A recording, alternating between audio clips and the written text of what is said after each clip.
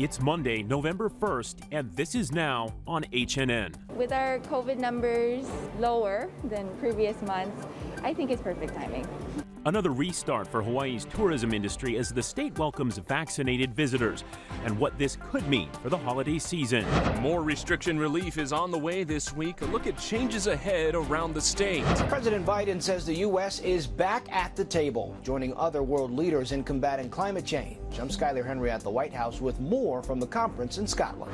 Plus, growing calls for assistance to manage the growing axis deer population on Maui. These stories and more coming up on This Is Now.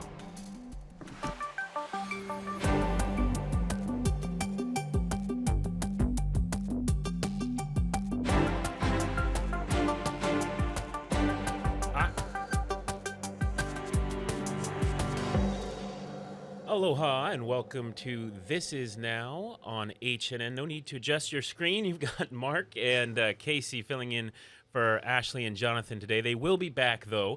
We do want to get right to those coronavirus numbers and some relatively good news today. A low case count, just 69 today. No new deaths reported by the State Department of Health after a busy weekend where we had 10 reported on each day. So good news there, and that really is good news. Also, Mark, leading us into some possible upticks in holiday travel, right? That's right. More than 2 months after Governor David Ige asked visitors not to come to Hawaii, the state is now welcoming back vaccinated visitors. Sammy Salina caught up with local residents about how they feel about the changes ahead.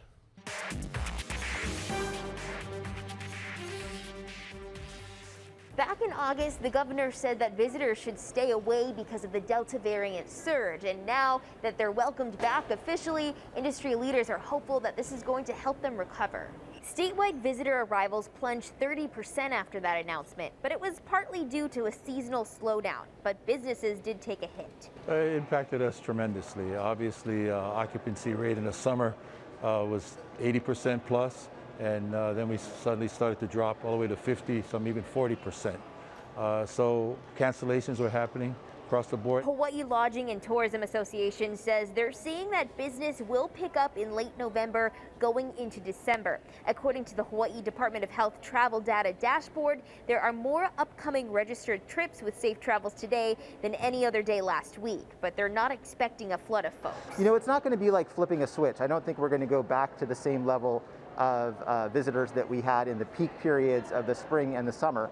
But we expect some improving bookings over the next couple months. We expect a relatively busy holiday season. Most people I spoke with don't have a problem with visitors returning and believe that if everyone follows the rules in place, it will be safe for them to come. I always thought that if you're safe and we all should be open to travel, like if everybody does their part to be safe, I think that everybody, it wouldn't be a problem.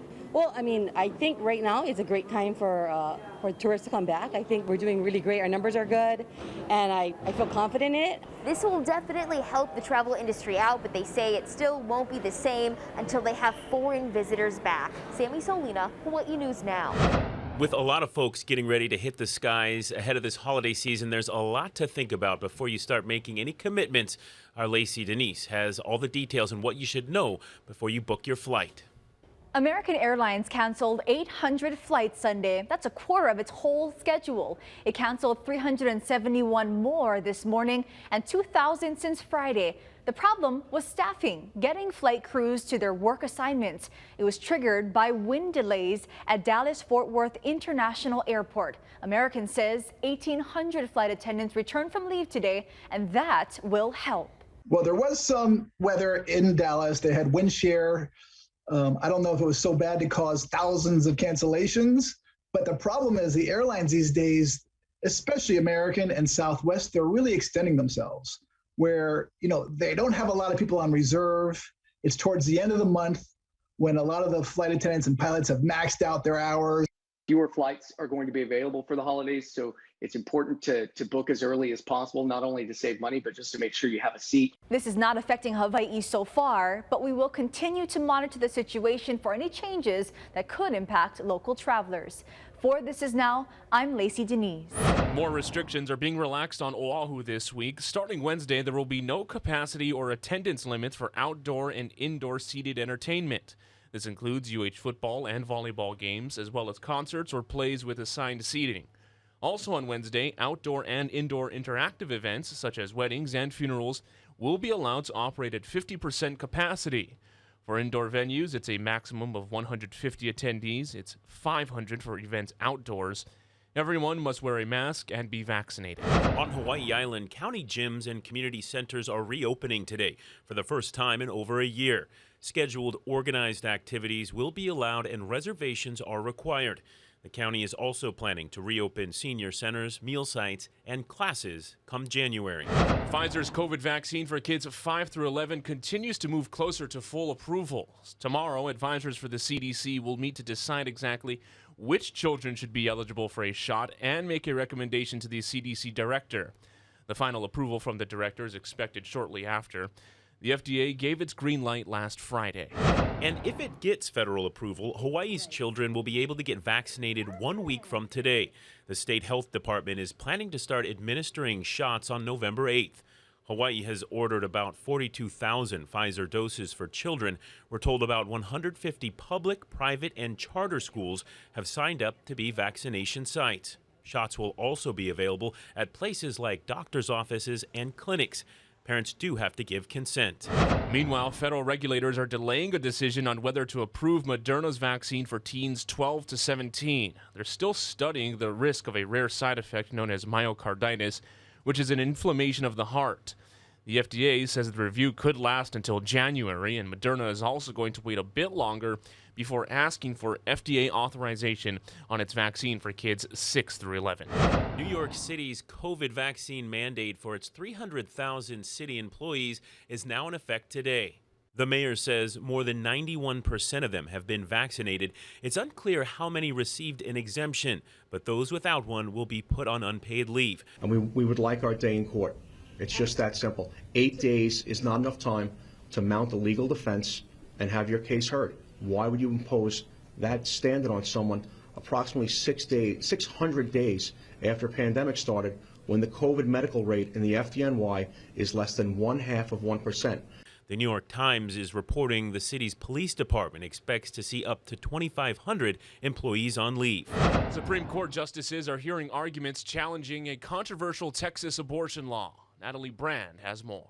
Abortion is healthcare. Healthcare is a right. Let their hearts beat. Demonstrators gathered outside of the U.S. Supreme Court as the justices heard two challenges to the strict Texas law that restricts abortion as soon as a fetal heartbeat is detected. It is important to protect life in law. If someone needs to have an abortion, they should be able to do so. But Monday's arguments focused on legal questions around the law's enforcement mechanism, not abortion itself. The statute allows private citizens to bring civil lawsuits with penalties of at least $10,000 for violating the law.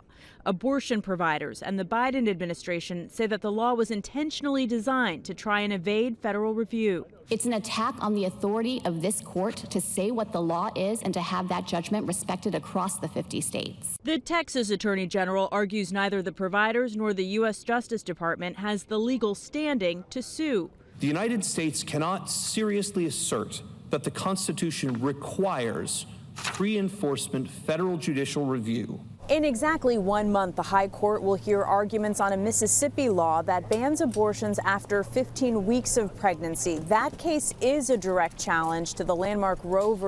Wade decision that legalized abortion in 1973. The high-stakes arguments come as many conservative-leaning states across the country have passed abortion restrictions. It's part of an effort to get the issue of abortion before the newly conservative Supreme Court, with 6 conservative justices, including 3 appointed by former President Trump. Natalie Brand, CBS News, the Supreme Court. New details this afternoon on a deadly car crash in upcountry Maui we first told you about last night. Police say some sort of mechanical failure may have led to the crash on Haleakala Highway near mile marker 3. The 76-year-old victim has been identified as Linda Howlett of Kula. Officials say Howlett lost control of this Ford Woody just before 8:30 last night. We're told it crossed the grass median and flipped over. A 76-year-old male passenger was also hospitalized with non-life-threatening injuries. Speed, drugs, and alcohol do not appear to be factors in the crash. This is the 15th traffic fatality for Maui County this year, compared to just 6 at the same time last year. Nanakuli murder suspect Amador Bors made his initial court appearance this morning. The 42-year-old's been charged with second-degree murder in connection with a deadly shooting last week on Hakimo Road. Authorities say the 37-year-old victim died at the hospital. His bail is set at $500,000. President Biden has arrived in Scotland for the start of the UN Climate Summit. The U.S. is one of more than 100 countries coming together to negotiate limits on global carbon emissions. Skylar Henry has more from the White House. President Biden addressed world leaders in Glasgow, Scotland, calling for immediate action to tackle climate change. We can keep the goal of limiting global warming to just 1.5 degrees Celsius within our reach if we come together. The president previewed the U.S.'s long-term strategy for achieving net zero carbon emissions by 2050, which, among other things, includes transitioning to clean energy systems like solar and wind power. We're planning for both short-term sprint and for a marathon that will take us to the finish line. The White House wants to include more than $500 billion to combat climate change in its spending bill that's still being negotiated in the Senate. It's about jobs. It's about workers who will lay thousands of miles of transmission lines of clean, modern, resilient power grid. President Biden has sought to convince other world leaders the U.S. will lead the world in combating climate change and apologize for past actions he says set the country back. I do apologize for the fact the United States, the last administration, pulled out of the Paris Accords and put us sort of behind April. During the summit, leaders from Australia, India, and Canada detailed ambitious plans to cut carbon emissions. We must demonstrate how we'll deliver on the promise of Paris with transparency and accountability. Some of the biggest contributors to carbon emissions, including Russia, China, and Saudi Arabia, are not in attendance. Skylar Henry, CBS News, the White House. Registration is open for the 20th annual Native Hawaiian Convention. Billy V sat down with the Council for Native Hawaiian Advancement and has more. Mihano Kalahain is with the Council for Native Hawaiian Advancement. You're the Senior Vice President for Community Programs? Yes. For Council for Native Hawaiian Advancement. Tell us, what is this convention? What can people expect? You know what? This is 20 years in the making, right? So we're celebrating our 20th birthday this year. 20 years of gathering Native Hawaiians throughout the Pae'aina. They usually come to Oahu, but this year it's going to be virtual, right? So any Native Hawaiians from around the world can join in, you know, and that's very exciting. What does this mean when you join the convention? What is the purpose of the convention? You know, so the purpose of the convention 20 years ago, you know, the foresight was to have a space where Native Hawaiians, our allies, our friends could come together and discuss a whole range of issues that are going on in our community.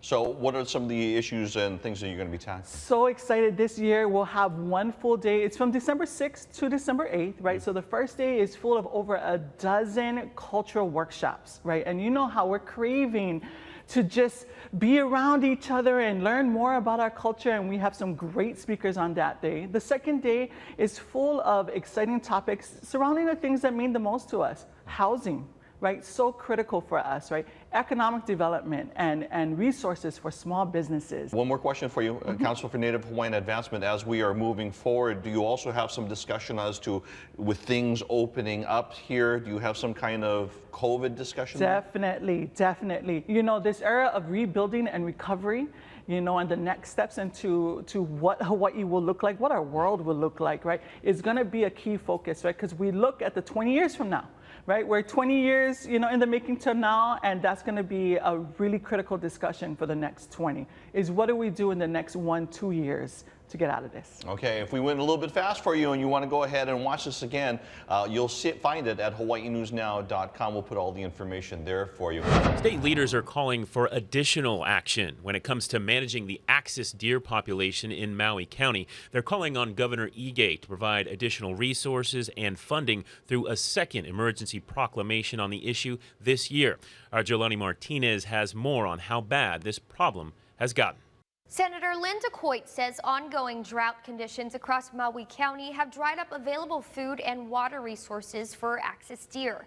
It's forced them to start coming closer to town. DeCoit says feral deer have started to harbor around the Kahului airport.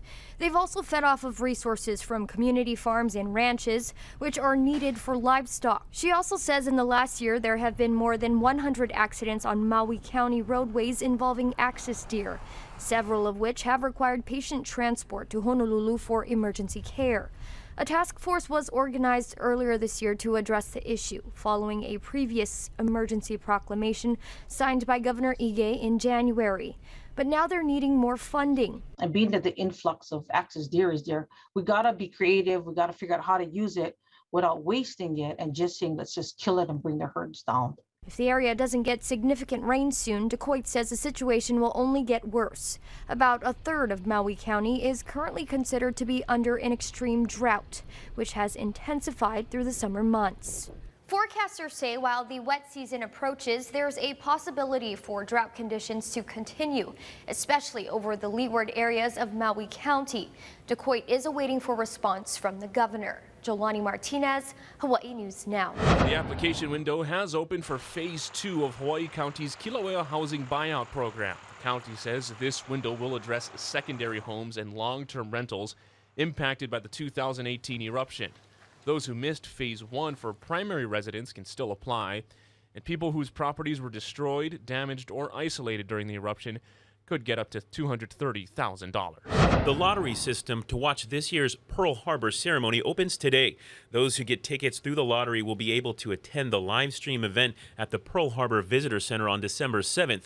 The lottery opens at 9 a.m. today and closes on November 10th. Winners will be selected on November 12th and notified by email. You can visit recreation.gov to enter that lottery. And starting today, a way to streamline the tee time booking process. Golfers can reserve their tee times online at the Pali and Kahuku golf courses. Reservations can be made 3 days in advance or 1 week in advance for those with a City Golf ID card. Visit hawaiinewsnow.com for a link to the online reservation system, and tee times at 4 other municipal golf courses can still be reserved over the phone. Wild, Mark, that in 2021 they're just now getting the online reservation. That's good news, and the others are going to come soon. I thought it would be up and running, but today looks like it would be a good day for golf, though. Yeah, definitely not going to get burned, that's for sure. Really relatively pleasant out there.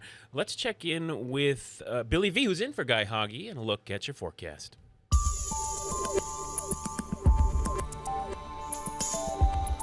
Thank you very much. Here's your Monday forecast for you. First of all, we'll talk about the waves. We had a swell that peaked last night. It's on the way down to 14 to 18 feet on the North Shore, down to 10 to 14 feet on the west-facing shores. We'll have another reinforcing swell tomorrow, and that'll bring these high surf advisories to high surf warnings, still small on the town spots and also on the east-facing shores. And see this moisture band right here? That's going to be moving towards the Hawaiian Islands, so let's put that into motion. And as that gets closer, you notice the trade winds are behind it, and so as that comes through Tuesday into Wednesday, we'll get the rain showers. The winds are there, and those trade winds will be blowing 15 to 20 miles per hour as we go through Thursday, Friday, Saturday, and Sunday this week. So real quickly, we'll take a look at your 7-day forecast and what you can expect. Today, once again, light winds. They start to change tomorrow, and by Wednesday, 15 to 20 miles per hour northeasterlies as we move all the way through the week. As always, get the latest on air, online, on your mobile device, and at hawaiinewsnow.com.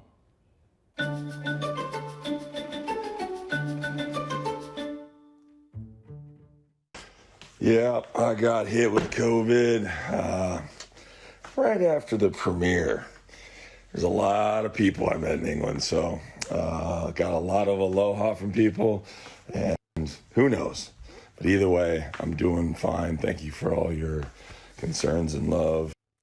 And as we take a look at what's trending online, Hawaii's own Jason Momoa has revealed that he has been diagnosed with COVID-19. He was in the middle of filming the Aquaman sequel in England when he tested positive, and the filming schedule could be delayed as he quarantines. He also starred in the movie Dune recently as Duncan Idaho, and that film has been #1 at the box office for the past 2 weeks. Casey, that kind of caught all of us by surprise. Yeah, right, it to see did. that? And you noticed how he stopped short of saying, he's like, I received a lot of aloha from people Right. in England and possibly some COVID. Right. Essentially, it was a premiere where there was a ton of people. So yeah, wishing him the best and wishing him a speedy recovery. Yeah, I feel like if anybody can fight off that disease, it's probably Jason Momoa, Aquaman, right? Yep. Well, we're looking at some other things that are making a buzz on the internet, and this one is one that I just had to share. You know how us TV folks, we love our traffic cameras. You can see what's going on all the time. Well, this one in Brazil caught a pretty hilarious sight. Look at that parrot. It's a turquoise-fronted Amazon parrot. It was spotted by a CCTV or closed-circuit television camera on a highway in Curitiba, I hope I pronounced that right, Brazil, at the end of last week. Its scientific name, Amazona ostiva, and it's one of the most common Amazon parrots kept in captivity as pets, coming from South America. Absolutely love that. Yeah, this is just fantastic video because, Yeah. on Hawaii News Now, first at 4, we catch up with Danielle Tucker. And I could just imagine if you had the scene where a parrot all of a sudden was in the traffic cams in the middle of the day. It could happen here. We got plenty of birds. I guess that you could say that is a bird's eye view, right? Oh, Mark, yes. It was sitting right there. And you knocked it out of the park. I had to take it. And, Halloween was last night, all right? We had a lot of pumpkins, and we're in the thick of fall. Now, here's the big question. What do you do with all those pumpkins? Well, how about this video right now that we're seeing from Oregon at the Oregon Zoo? Animals participating in the Halloween festivities. The zoo's African lions played with a selection of pumpkins in their enclosure. The staff hid the lion appropriate treats inside the pumpkins before placing them inside. Now, while lions don't eat the actual pumpkins, they had a lot of fun exciting with to them. see the treats Yeah. hidden inside. See? No, nicely decorated, too, I must say. Very good. Now, one last thing we wanted to show you. While Halloween is over, a lot of people weren't able to trick-or-treat last year. This year they were, and while some of the costumes may have been updated from ghouls, goblins, things like that, one thing remains the same, what all those kids wanted to do out on the streets last night.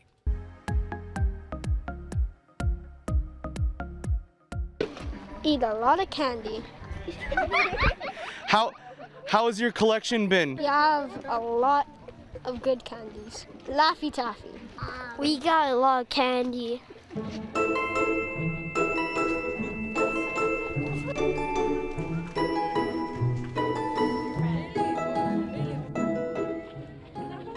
Did you get to trick or treat at all last year? No.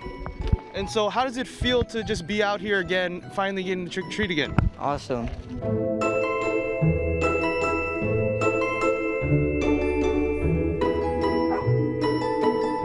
It's good. The kids like to be out of the house and finally get to walk around and actually do real trick-or-treating.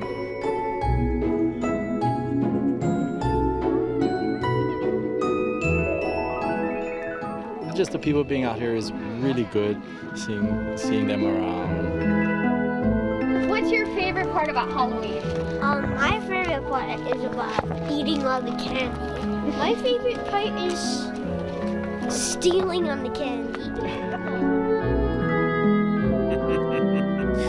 Stealing all the candy. That kid's trouble. He's probably going through his brother's stuff, getting all the Hershey's and Reese's. Oh, yeah, and you also have to love the kids, too, because, we had our nieces and nephews over where, you look at at all the candy as soon as you get it in the bag, right, as you're walking away, right? Yeah, it was an exciting time. And shout out to the weekend crew that we sent up to Mililani to get that video. And it was just good, again, to see people out and about after last Halloween, which was kind of a bummer, as we all remember. Hey, I want to thank you all for joining us on This Is Now. Again, Mark and Casey filling in for Ashley and Jonathan. They will be back, but we enjoyed your company here. Of course, we'll have much more continuing coverage throughout the day on our later newscast. Mark at 4 o'clock and 5, 6, 9, and 10. Aloha.